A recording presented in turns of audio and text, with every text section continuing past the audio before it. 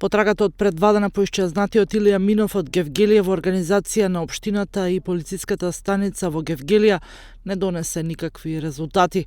Имено по деталното пребарување на двата брега на реката Вардар и ридските предели наоколу се до грчката граница, во која беа вклучени повеќе вработени од општина Гевгелија, од територијалната противпожарна единица, Центарот за управување со кризи, шумска полиција и шумско стопанство, водостопанство и членови на двете планински друштва Кожув и Две уши и риболовното друштво Акваспорт. Не се пронајдени никакви траги.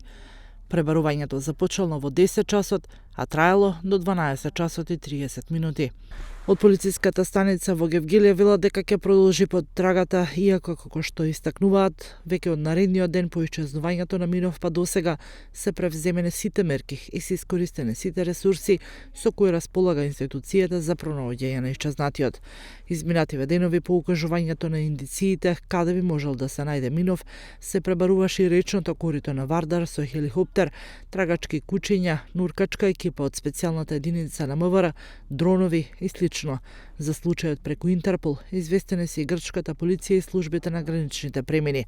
Последно, Илија Минов бил виден на 29 март во 7 часот и 30 минути, облечен во зелена јакна, кремаста блуза, сини фармерки, кафеа во шалче со риги и црни кондури.